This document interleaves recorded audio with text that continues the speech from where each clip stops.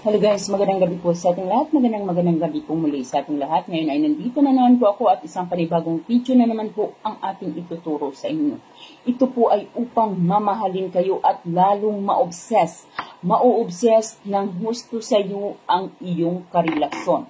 So kayo ba ay may karelasyon na nais mong talagang siya ay ma-obsess ng tuluyan sa inyo? So ito po ay gamit po ang maliit na salamin. Tiyakin po muna ninyo na buo ang inyong loob dito dahil ito po ay isang napakamakapangyarihang spell na maaari natin gawin. Samahan lamang ninyo ng 100% yung paniniwala at tiyak po na ang inyong kahilingan ay mapagbigyan. Maaari lamang natin itong gawin sa araw po lamang ng Biyernes. Okay? Biyernes po lamang alas 12, saktong alas 12 ng hating gabi ng Biyernes. Ang gagawin po lamang ninyo, kumuha kayo ng maliit na salamin po lamang. Doon sa maliit na salamin ay isulat mo ang kumpletong pangalan ng ating target. So halimbawa, ang pangalan ni target ay si Jason Abalos. So si Jason Abalos, isusulat mo doon ang pangalan ni target. Okay? Kumpletong pangalan. Ngayon, kapag nakalagay na, titigan mo ng husto ang salamin kung saan mo isinulat ang pangalan ni target. At paulit-ulit mong ibulong ang kanyang pangalan.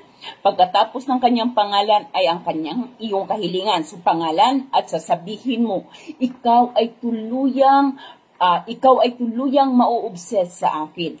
Walang ibang magiging laman ng iyong puso at isipan anuman ang iyong ginagawa, kundi magiging ako at ako lamang. Pakamamahalin mo ako ng habang buhay at hindi ka na titingin pa sa iba.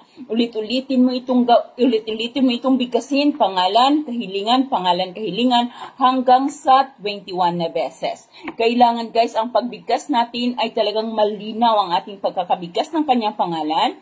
Ganun din po ang ating hiling. Okay? Pagkatapos ninyo itong mabigkas ng 21 na times, ay maaari na nating itabi ang salamin. So, hayaan mo lamang doon yung kanyang pangalan. So, pwede tayong gumamit ng lipstick, pwede tayong gumamit ng anumang panulat, basta't ang mahalaga, mababasa natin ang kanyang pangalan doon sa salamin. Kailangan walang ibang nakakaalam nito at walang nakakakita sa iyo na ginagawa mo ito.